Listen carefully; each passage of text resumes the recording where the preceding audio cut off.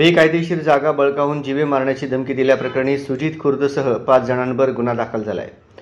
सुजित खुर्द हा शिवसेना शिंदे गटाच्या युवा सेनेचा प्रदेश कार्यकारिणी सदस्य आहे, तर अर्जुन सलगर हा धाराशिव लोकसभेचा वंचित बहुजन आघाडीचा सन 2019 सालचा उमेदवार राहिलेला आहे। यामध्ये विजयकुमार आराध्ये, केदार आराध्ये, अर्जुन सलगर, सुजित खुर्द, सुजित कोकरे आणि इतर 5 साथीदारांवर गुन्हा दाखल झाला आहे। सोलापुरातील छत्रपती शिवाजी महाराज चौकालगत असलेले हॉटेल जेसीबीने रातोरात पाडून पावसामुळे जाड पडल्याचं भासवून जागेचा ताबा मिळवल्याचा आरोप असल्याप्रकरणी आरोपी सुजित खुर्द याला पोलिसांनी चौकशीसाठी ताब्यात घेतले। यातील अर्जुन सलगर हा राजकीय नेता असून सराईत गुंड आहे।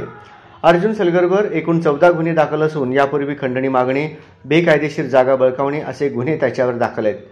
यापूर्वी त्याला 1 वर्ष एमपीडी अर्थात झोपडपट्टी दादा म्हणून 1 वर्ष एरवडा कारागृहात ठेवले होते। हेच ते 28 जुलै 2024 रोजी रात्री 2च्या सुमारास जेसीबीच्या साहाय्याने हॉटेल आणि पत्राचे शेड आणि बंद अवस्थेतील पेट्रोल पंप पाडून वादळी वाऱ्यामुळे पडल्याचे त्यांनी सांगितले होते।